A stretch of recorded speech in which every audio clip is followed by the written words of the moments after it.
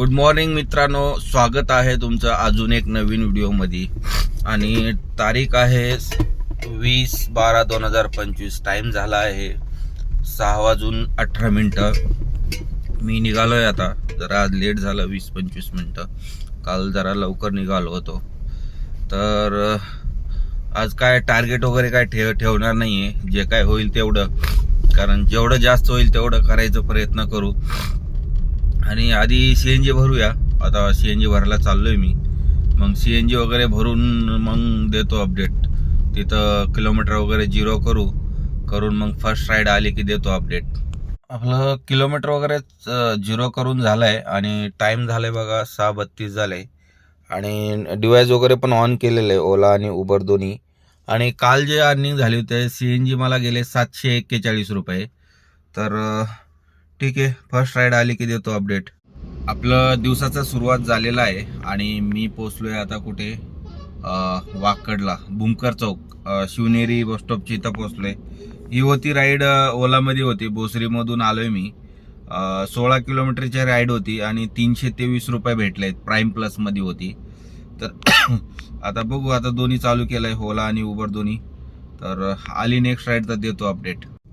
आपली तिसरी ride complete झालेली आहे आणि मी लास्ट अपडेट दिलं तर तुम्हाला वाकडला होतो। वाकडवरून आलो मी पिंपळे सुधागर उबरचे घेऊन।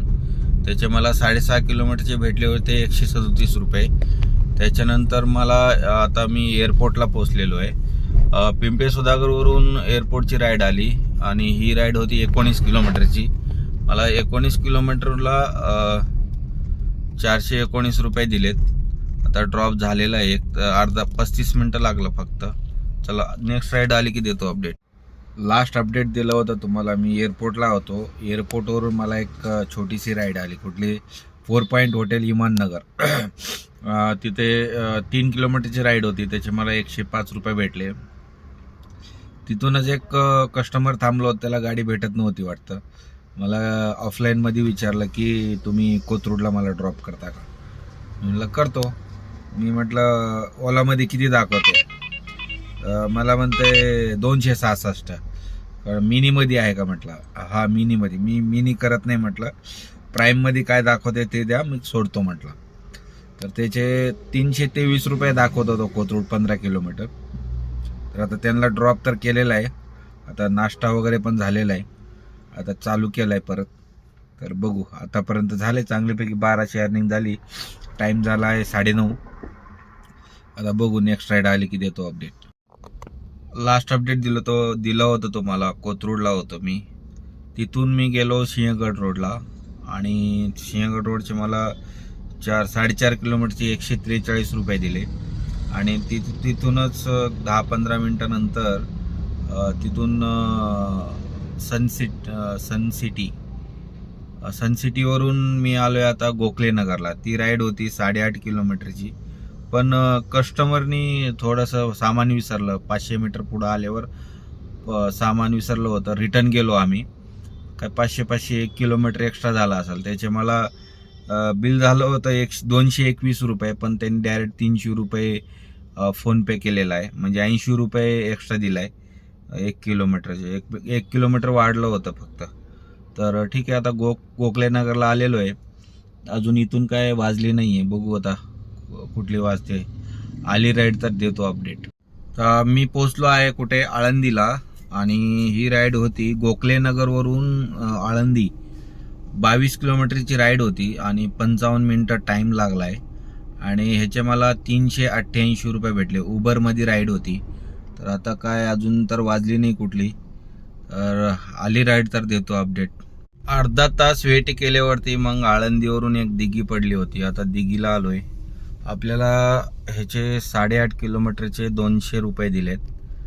आता ड्रॉप तर झालेला आहे, तर इथून बाहेर पडतो सोसायटीमधून।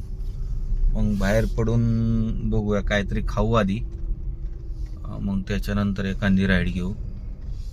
आली की देतो अपडेट। दिघीला पर अर्धा तास वेट केल्यावरती एक राईड भेटली होती। ती राईड होती दिघीवरून अजमेरा। याचे मला भेटलेले आहेत 10 किलोमीटरला 267 रुपये। ओलामध्ये होती आणि प्राईममध्ये होती। तर आता इथं वेट करतोय, अजून काय राईड आली नाही आहे. नेक्स्ट राईड आली की देतो अपडेट. आपल्याला आली होती रेंटल 2:30 वाजता आणि त्याचं टायमिंग चालू झालं आहे 2:40ला. आणि ही राईड रेंटल जे संपणार आहे 5 तासाची आहे आणि संपणार आहे 7:40पर्यंत. आतापर्यंत ह्यांना कुठं कुठं फिरवलं सांगतो तुम्हाला. पहिलं टाटा गेटला गेलो. टाटा गेटवरून मग ते टाटाचं गेस्ट हाऊस आहे तिथं गेलो आणि तिथून आता आलो आहे प्रीमियर प्लाझा चिंचवडला. आणि इथून जायचं आहे त्यांना कुठं कासरसाई डॅम. मग तिथून मग परत येणार आहे फिनिक्स मॉलला. मग फिनिक्स मॉलवरून परत त्यांना घरी सोडायचं आहे वाटतं. एवढं तर त्यांनी लोकेशन ॲड केलेलं आहे. मग त्याच्यानंतर कुठं कुठं जायचं आहे मी तुम्हाला अपडेट देतोच. मित्रांनो, आधी टाईम बघून घ्या. 5:42 झाला आहे आणि आपली रेंटल संपलेली आहे. किती तासात? 2 तास 49 मिनटातच संपलेली. 5 तासाची केली होती त्यांनी, पण काय 2 तास 49. इथं फिनिक्स मिलेनियमला वाकडला ड्रॉप केलं त्यांना काय लेट होणार आहे वाटतं. रात्री 9-10 वाजणार आहे. मग ह्याचे मला भेटले 1460 रुपये आणि त्यांच्याकडून कॅश बघा किती घेतले, 1680 रुपये. म्हणजे 200-250 रुपये काहीतरी 220 वगैरे त्यांनी कमिशन घेतलेलं आहे. तर आता ड्रॉप तर झाला आहे, तर अर्निंग पण चांगली झालेली आहे. आता चालू करतो परत, लोकल करू 2-4 राईड, मग त्याच्यानंतर मग देतो अपडेट. लास्ट अपडेट दिलं होतं तुम्हाला. मी फिनिक्स मॉलला होतो वाकडला. तिथून एक छोटीशी राईड घेतली 1.5 किलोमीटरची. त्याचे मला 143 रुपये भेटले. आणि त्याच्यानंतर वाकडवरून मला पडली बाणेरची. त्याचे मला भेटले 247 रुपये. आणि तिथून एक अर्धा तास थांबल्यावरती आता मी चिंचवडला आलो आहे. आता ह्याचे भेटलेत मला 241 रुपये 11 किलोमीटरचे. आता ड्रॉप तर झालेला आहे.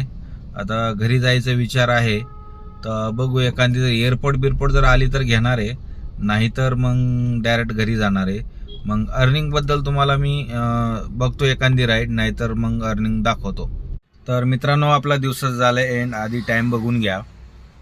8:40 झालं आहे आणि तुम्हाला कॅल्क्युलेशन करून दाखवतो. ओलामध्ये झालं आहे 1784 रुपये.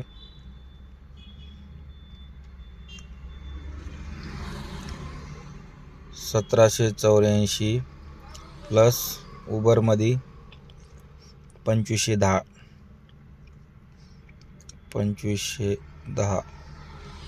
प्लस एक ऑफलाईन मारली होती 323 आणि प्लस एकाकडनं 80 रुपये एक्स्ट्रा भेटले होते. म्हणजे 4697 मायनस 67 रुपये ओलाचं पास. आज उबरचं पास ॲक्टिवेट नाही झाला आहे, त्याच्यामुळं उबरचं पासचं पैसे लागले नाहीत. एवढे झाले. आणि आपली गाडीची रनिंग बघा किती झाली. हे झाले 194, म्हणजे 200 पकडा घरी जायापर्यंत. 200 म्हणजे CNG गेला असणार आहे बघा 700 म्हणजे 1 पॉईंट आहे म्हटल्यावर 700 रुपयाचा CNG गेला आहे. मायनस 700 2930 रुपये आपली अर्निंग झाली आजची. तर आणि एवढं करण्यासाठी आपल्याला टाईम लागला आहे बघा. सकाळी मी 6 वाजता निघालो. 6 12 14.5 15 तास लागलेत. 15 तास टाईम लागलेला आहे. तर एवढी 15 तास टाईम लागला, त्याच्यामुळं एवढी अर्निंग झाली आपल्याला आपली. आणि अजून एक व्हिडिओवर एक मित्राचा कमेंट येतोय की तो म्हणतोय की मी कुठली गाडी घेऊ. भाऊ, मी कोणाला गाडी घे नको कोणाला काय म्हणत नाही आहे, कारण मी जसं काम करतो तू काम करू शकणार नाही आहे. सगळ्यांचं वेगवेगळं पद्धत असतं काम करायचं. आणि जर तू कुठंतरी कामाला असशील तर 20,000चं वर जर तुला पेमेंट असेल तर अजिबात गाडी घेऊ नको, कारण खर्च भरपूर आहे. कारण वर्षाचं तुला 60,000 रुपये पासिंग बिसिंग सगळं इन्शुरन्स लागणार आहे. आणि बाकीचे भरपूर काय टायर आहेत, बाकीचे कुठं घासाघाशी झाली काय झाली ते लई खर्च आहे. जर तू कुठं काम करत असेल तर अजिबात ह्या लाईनमध्ये येऊ नको. माझं एवढंच म्हणणं आहे. बाकीचे काय कारण मी कशासाठी बोलतोय की दोन का 3 व्हिडिओमध्ये त्याचा कमेंट आलेला आहे मला की मी 2023ची गाडी घेऊ का आणि कुठली घेऊ. मी तुला सजेस्ट करत नाहीये की भाऊ तू गाडी घे.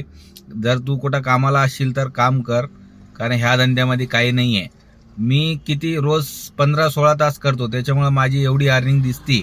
पण बाकीच्या टायमिंगला नाही. आता थोडं काम आहे म्हणून एवढी अर्निंग दिसती. बाकी आता जानेवारी फेब्रुवारी मार्चमध्ये बघा काहीच होणार नाही. 2022 पण होत नाही.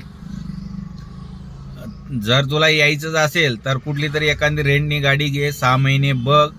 तुला जर जमत असेल तर मग नंतर घे, पण असं डायरेक्ट घेऊ नको.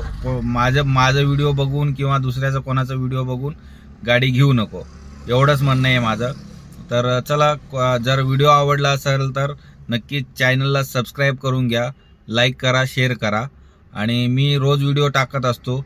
माझा व्हिडिओ बघण्यासाठी नक्की सबस्क्राईब करून घ्या. गुड नाईट मित्रांनो.